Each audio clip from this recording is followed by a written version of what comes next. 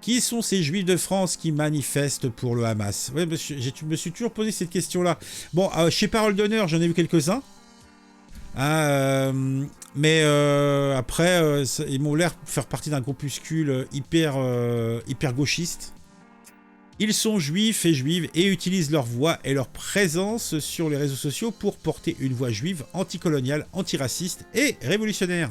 Explique Simon Hassoun, membre du Tzedek. Je crois que c'est eux qui sont sur Parole d'honneur, le Tzedek. Ce collectif a été formé en juin 2023 pour que la jeunesse juive se retrouve sur des projets communs. Beaucoup avaient besoin d'un espace pour se retrouver, ajoute le jeune francilien de Seine-Saint-Denis. Le collectif Tzedek souhaite montrer la pluralité des opinions dans la communauté juive sur la création ou non d'un État propre. Chez les Juifs en France, il y a une réelle diversité des opinions et des positions, y compris sur la question israélienne. Mais chez nos représentants communautaires, cette pluralité est étouffée. Ils soutiennent inconditionnellement le gouvernement israélien. Peut-on leur rappeler le sort des Juifs de gauche, de Niros, de Kfar Aza, ou même de la Fête pour la paix assassinée de manière indécriminée par les barbares du Hamas, qu'ils soutiennent avec la plus grande indécence et le plus grand mépris de tous les principes humains. Ces Juifs-là, dont le judaïsme est lessivé, décoloré et non identifiable, n'ont plus qu'une utilité, c'est d'être les idiots utiles de la haine des Juifs. Les Français juifs de gauche se sentent trahis et abandonnés par leur famille politique. Eh oui, bah ça c'est tant pis pour eux. Ils sont français, juifs, appartiennent à la gauche radicale depuis le 7 octobre. Ils se sentent trahis et abandonnés. Ils ont trahi et abandonné la France avant. C'est un juste retour. Je veux pas être méchant, mais ils ont ce qu'ils ont semé. Ils se sentent trahis et abandonnés par leur camp politique, un ressenti sur lequel ils alertent depuis déjà longtemps. Je me sens plus ma place. Eva, 39 ans, milite au sein de la gauche radicale et d'un collectif juif féministe intersectionnel depuis plusieurs années. Non, mais déjà, c'est problématique. Depuis le 7 octobre, cette Française juive séfarade a l'impression que quelque chose de fondamental a changé en elle. J'ai fermé les réseaux, raconte-t-elle, parce que j'ai vu des trucs qui me heurtent. Mais elle n'attend que de pouvoir ouvrir le réseau quand les choses se seront calmées, pour rester dans ses nuages dorés. Ouh, dorés, nuages! Pauvre folle, va. J'ai fermé les réseaux pour que j'ai vu des trucs qui me heurtent au plus profond de moi et qui remettent même en cause mon militantisme et mon envie de travailler avec des groupes de la gauche intersectionnelle et radicale. Ah, ça c'est un petit peu comme les LGBT+, machin qui en toute conscience... vont aller soutenir le Hamas, quoi. C'est des grands malades. Eva n'est pas la seule parmi les Français juifs de gauche à se sentir perdus ces dernières semaines. Le HuffPost a recueilli le témoignage de 5 d'entre eux qui s'identifient avec la gauche radicale. Tous parlent de leur sentiment de solitude et d'abandon et de l'impression d'avoir atteint un point de non-retour avec leur camp politique. Oh, pauvre chérie. Je me suis dit que c'était impossible, se souvient-elle. Comment est-ce que les mecs peuvent légitimer un truc comme ça? En fait, ils l'applaudissent même. Faut aller ouvrir les yeux, Simone, Ah, mais je comprends même pas en fait, que les ornières qu'ils ont, c'est fou quand même, c'est fou. Je me suis dit que c'était impossible. Bon, attends. D'autres publications sur des comptes Instagram de gauche contre-attaque. 153 000 abonnés ou Cerveau non disponible, 306 000 abonnés, qui parlaient d'offensives anticolonialistes ou justifiaient les attaques en évoquant la violence nécessaire d'une décolonisation, l'ont aussi choqué. Je ne crois pas que ça fasse de moi une grosse sioniste anti-palestinienne de vouloir qu'on reconnaisse que ce qu'il s'est passé n'est pas acceptable, estime Anne. Même son de cloche du côté d'Esther, 25 ans, qui jusqu'à récemment se sentait proche du NPA. Le premier truc que j'ai ressenti par rapport à mon milieu politique, c'est vraiment un sentiment de trahison et de stupéfaction, explique la doctorante en histoire. Parce qu'il faut jamais oublier que tous ces juifs de gauche, c'est quand même le noyau dur des ennemis politiques, et on les voit, il y en a encore là qui sont pieds, tiens, regarde, et t'as les mimes, t'as les demi-cuits, tu sais, c'est comme les canards, tu sais, comment ça s'appelle, les magrets de canard, t'as les cuits, les demi-cuits ou je sais plus quoi. Tu prends BHL. Alors lui, c'est la farandole, c'est la farandole. Lui, c'est tout et rien, quoi. Mais bon, là, on parle des gauchistes qui se réveillent, quoi. Parce que là, c'est quelques éléments qui se réveillent. Ils se réveillent pas, hein. Ils se réveilleront jamais. Ils se réveilleront quand ils se feront égorger, quoi. Ou alors quand ils vont faire leur aria. C'est l'aria qu'on appelle ceux qui partent en Israël. Parce qu'en France, ça sera plus possible pour eux, quoi. Mais bon, c'est comme ça, hein. C'est la vie, hein.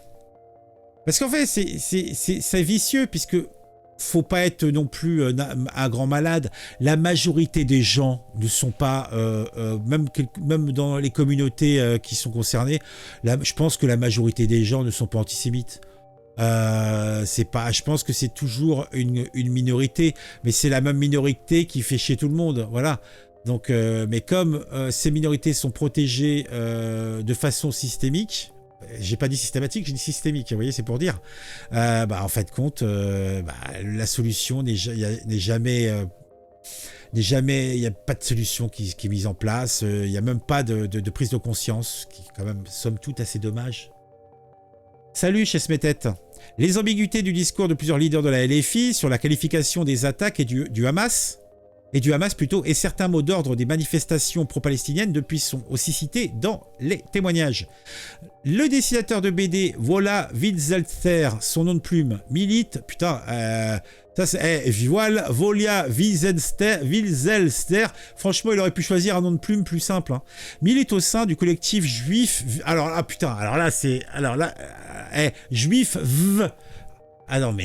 faut arrêter là. Révolutionnaire, notre credo, c'est de dire qu'on lutte contre l'antisémitisme dans les milieux de gauche et qu'on lutte contre la droitisation dans les milieux juifs, explique-t-il. Alors là, c'est le grand écart, c'est le grand écart idéologique. Ce qui se passe à Gaza est horrible et on est absolument contre. Mais bien sûr que c'est horrible. Qui c'est qui pense que c'est pas horrible, que c'est la fête du slip? La question n'est pas là, la question n'a jamais été là. Mais, et puis surtout, ça ne nous concerne pas, on s'en fout, on est en France, quoi. Réglons les problèmes français. Mais dans les manifestations qui sont appelées à gauche, il manque un mot d'ordre, celui de la libération des otages. C'est vrai que on en parlait hier quand on a maté la vidéo où on voyait les gauchistes arracher les affiches des otages. On va me dire que je chipote, mais je ne trouve pas que ça si compliqué pour la gauche de mettre deux mots d'ordre, surtout que les juifs de gauche ne sont déjà pas rassurés.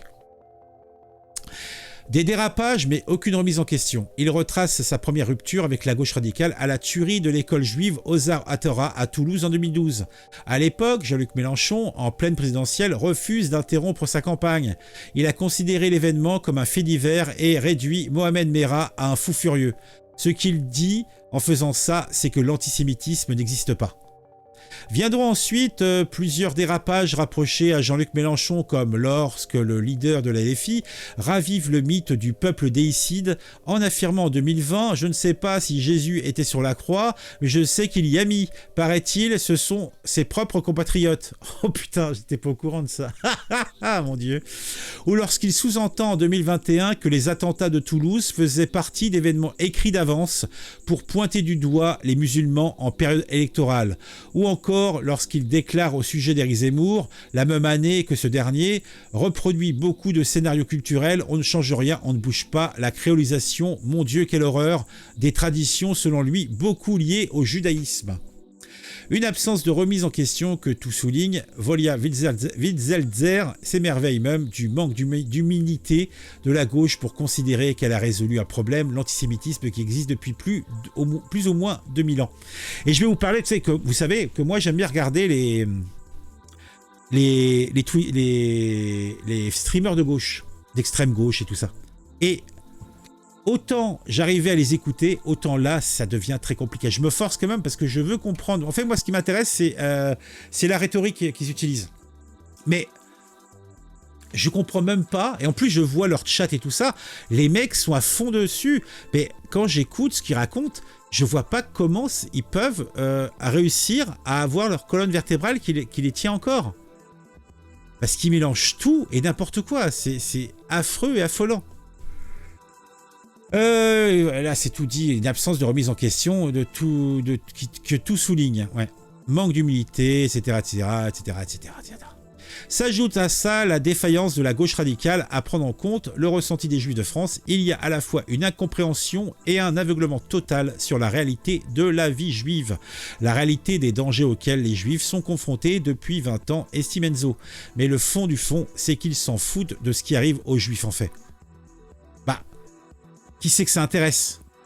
En fait, on s'y intéresse simplement parce qu'il y a un lobby juif qui est bien présent dans les médias, etc. Donc, ce qui permet de faire chambre d'écho. Mais si vous n'aviez pas cette chambre d'écho, mais il se passerait rien.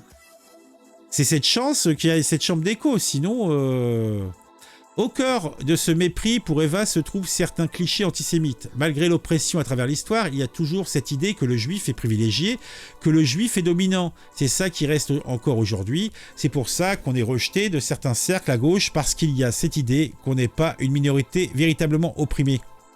Ouais, puis il faut dire ce qui est, ils sont traumatisés par le fait qu'il y a quand même beaucoup de juifs qui ont aidé à la création de la rhétorique et du logiciel idéologique socialiste et marxiste. Ah oui, et ça doit les rendre malades d'une certaine façon. Bah oui. Mais bon, après... Si on parle de tout ça, c'est parce qu'on y tient à gauche. De défaillance qui laisse le champ libre à la droite et même à l'extrême droite. L'extrême droite, le bruit des bottes. Et même de l'extrême droite pour se positionner sur la question et de la lutte contre l'antisémitisme. J'ai l'impression qu'on est vraiment entre le marteau et l'enclume, résume Esther. Ben oui, mais en fait, c'est leur choix délibéré de rester entre le marteau et l'enclume, qui se mettent derrière l'enclume. L'extrême droite, ce sont leurs amis. Ah, je vais pas vous mettre la musique de KB et Smiled, hein. Mais c'est ça.